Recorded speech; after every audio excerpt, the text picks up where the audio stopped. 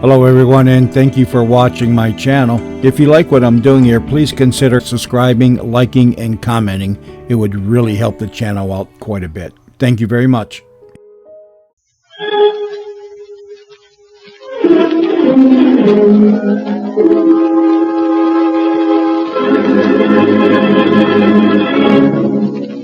Presenting another in the series of dramatizations adapted from stories appearing in the American Weekly, the magazine distributed with all Hearst Sunday newspapers from coast to coast. Today's radio adaptation, When the Comet Strikes, was written and directed by Leonard E. L. Cox in collaboration with the editorial department of the American Weekly magazine. It was staged in the studios of the General Broadcasting Company at New York. May we call your attention to a most startling announcement to be made at the conclusion of this program, one which will have a very definite effect upon many of you in this vast audience.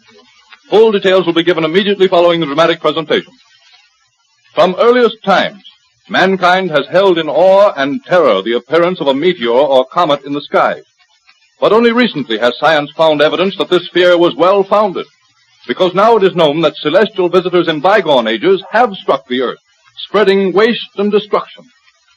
The American Theater of Radio offers a kaleidoscopic panorama of scenes depicting a graphic illustration of just what might take place should this earth of ours receive a visit from one of these gigantic masses of molten stone and mineral, which rush through space faster than the speed of a high-powered projectile, with a roar which may be heard for hundreds of miles, and a heat that would sear everything to a cinder within its pathway. Tearing through the skies on a mission of destruction comes an annihilating object, a flaming, seething mass of fire. For days past, the scientific world has known of the approach of this gigantic comet, yet has refrained from telling of its approach in the hope that it may, as many of its predecessors have done, miss this earth and go hurtling off into space. As a result of this great electromagnetic force, the radio, telephone, and telegraphic communications are paralyzed. The inhabitants of this planet are unaware of their impending fate.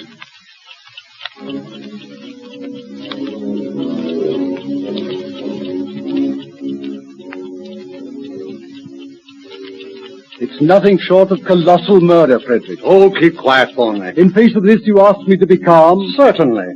12 minutes between this life and eternity, and... Oh, for God's sake, will you stop sniveling? You've known it was coming for days, and you've worked yourself into a state of panic ever since. But good Lord, Frederick, have you no realization of what is about to happen? I should, inasmuch as I was the first to predict the arrival of this comet. And yet you make no effort to let the people know of their impending fate? You stand complacently by and... Just what would you have me do? In the name of humanity, I beg you to turn on that infrared ray transmitter and tell the people what's coming. What is there to be gained by spreading a general alarm? Let them take it when it comes. The end will be so sudden that no one will be any the wiser. Drop the whole subject. I refuse to do that. Think, man, think. Only 11 minutes to go in this life. If you say that again, your own span will be even shorter than that. But, Frederick, there are people who would meet their end happily, should they be given a few minutes' warning in which to prepare themselves. After all, there is a certain spiritual side to this. It's no concern of mine. Take yourself away and prepare to meet your maker as you see fit. But don't annoy me with it. Frederick, by all that's holy, isn't there a spark of human instinct in you? No germ of brotherly love to your own kind? No. Don't bother me. Frederick, let me turn on the transmitter. We can revitalize the radio set of the country and tell them what's coming. Grant this small privilege. Well, go on. Get it over and done with and leave me in peace for my last 10 minutes. You see, you're counting the minutes also. Oh, pah. You want to make this announcement? It's your affair, not mine. The entire thing is utter folly. The deathly tick of that clock, the seconds flying by, then the end. Oh, stop that. I'm about to send the message. Send and be. Please, don't say anything while I'm talking. This is Professor Kilrain speaking. We are utilizing our infrared ray transmitter in the hope that this message may reach you. Please take as calmly as possible what I am about to tell you. It has been established beyond any reasonable doubt that you are directly in the path of an approaching comet of gigantic size. Not alone will the destruction caused by the impact of this body with our Earth be devastating, but everything will be laid waste by that terrific heat thrown off by this flying mass of molten rock and mineral. May this all too brief forewarning be of some comfort to those who so desire it. We in the zone of impact have 8 minutes in which to make peace with our Maker. Thank you, Frederick. I suppose you feel better for having done that. I feel as though I'd done my duty by my fellow creatures. To say nothing of the chaos and hysteria you've caused. It would be interesting just to see what is taking place out there. 7 minutes to go. Stop it! Stop it! Stop what, Frederick? That damn metronomic ticking off of the seconds. What else is there to do? Of course. I suppose we have no records to leave behind. It may be thousands, aye, tens of thousands of years before new civilization is established after this catastrophe. What possible good could our people recordings amount to? We found evidence left behind by our predecessors in previous visitations of this nature. Quite so. But how can anything survive this intense heat and destruction which is now rushing towards us? This safe of ours will withstand anything. Nevertheless, I'm determined to leave a record. 6 minutes to go, Frederick. Think of those waiting for the end. Stop that! Stop it, you whining... But, Frederick, why try to avoid it? We know it's coming, so... Of course we know it. At least I do. But why make matters worse by moaning about it? I'm not moaning, Frederick. Just thinking of how many things might be done, and no time to do them.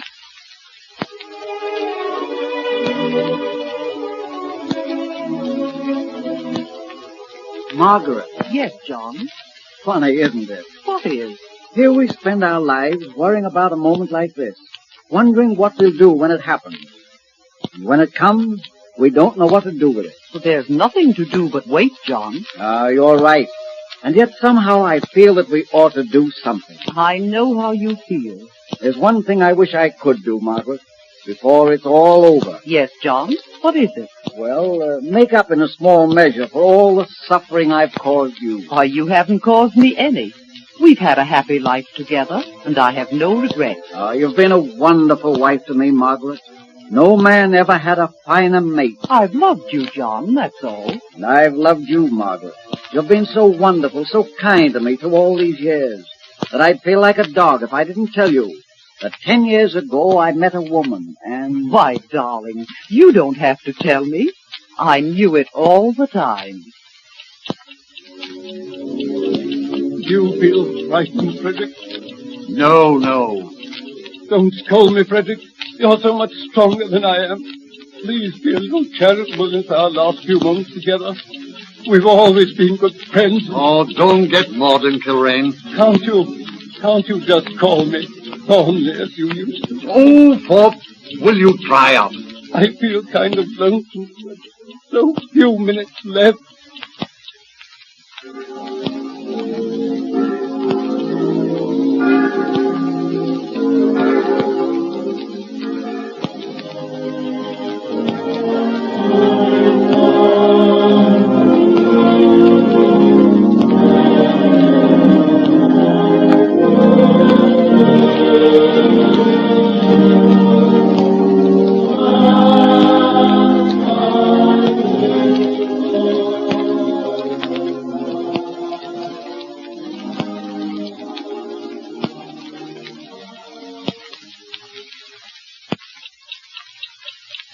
Four minutes to go, Frederick. If you say that once again, I'll not be responsible for my actions. Is there no heart in you at all, Frederick?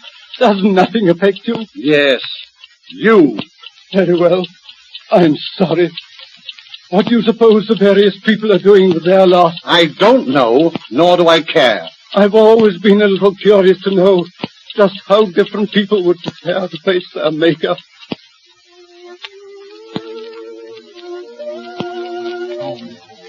No, it can't be true. It just can't be true. I'm afraid it is, darling. Why, we've been only married a few hours. It isn't fair. Don't take it that way. Well, how should I take it? Here we've waited 5 years for the break so we could get married. And just when we do... It had to come sometime, dear. Well, how can you be so calm about it? Don't you love me? Love you? Oh, Ed. Don't you know now? Oh, darling, forgive me. Of course you do. Only, you see, it's that everything's going to be over. Just when it's begun. Everything over? Oh, I don't think so. But you heard the radio message. I don't believe it. This great adventure we're about to face is just stepping across the threshold into a new world. Don't you see that, Ed? Yes, I guess so. It's all been so beautiful. Our romance, hasn't it? Oh, yes, my darling. Oh, but why?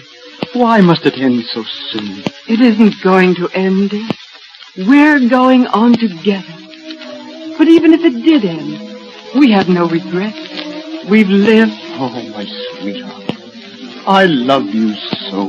and I love you more than life itself.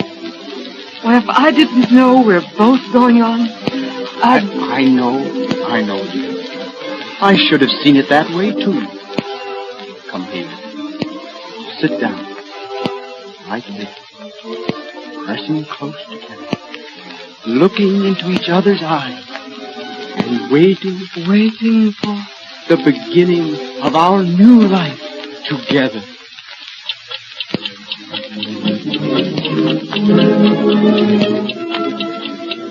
A few moments to go, Frederick. Would you care to spend the last moment in prayer? No. Would you like to talk to me? No.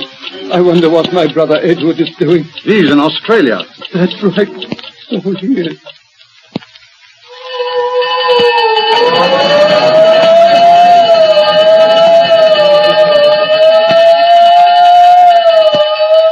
Just in from the airport, Chief. People are going mad. Thousands. Steady now, steady. Don't lose your head. What was it?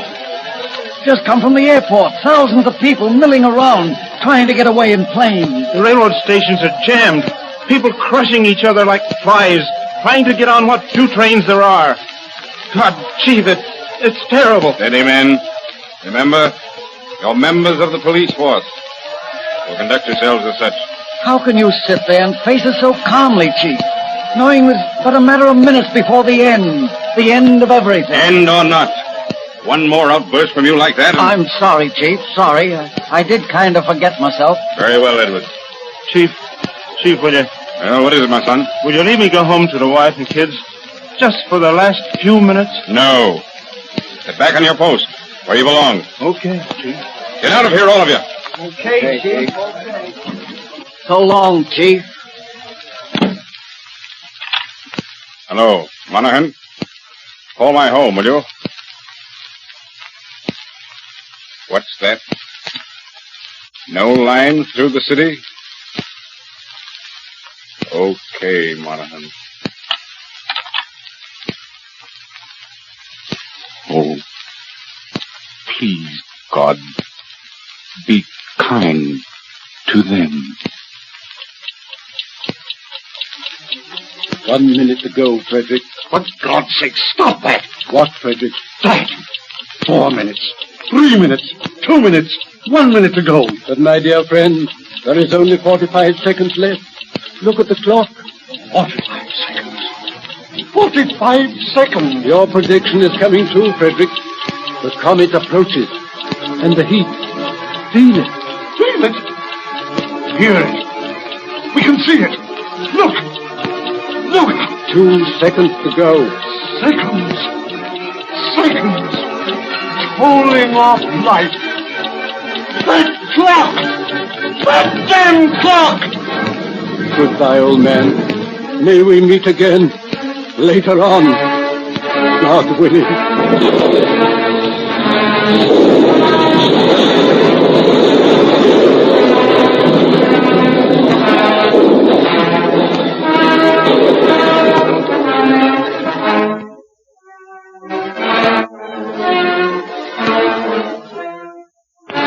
The dramatic presentation which you just heard was based on the story When the Great Comet Struck the Earth, which appears in the next week's issue of the American Weekly, the magazine distributed with all Hearst Sunday newspapers from coast to coast. And now for a great big surprise, an extraordinary announcement.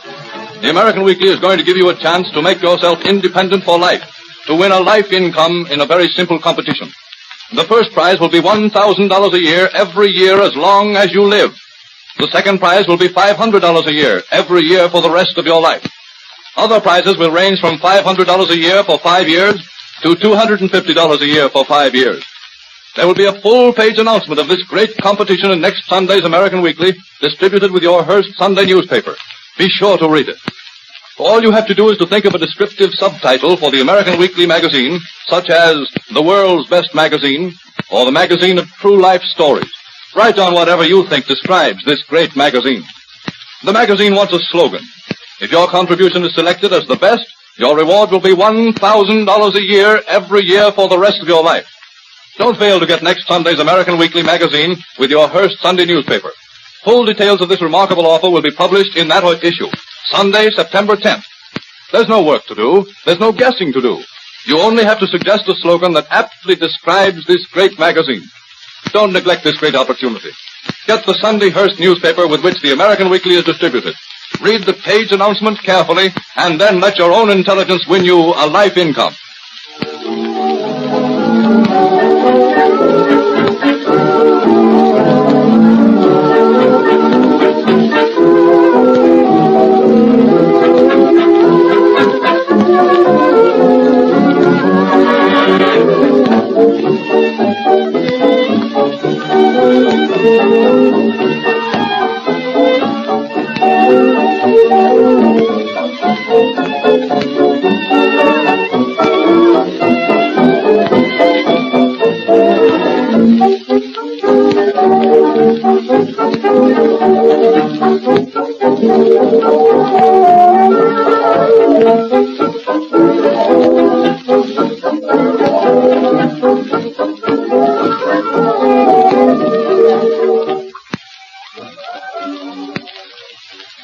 Brought to you each week by the American Weekly, the magazine which is distributed with all Hearst Sunday newspapers from coast to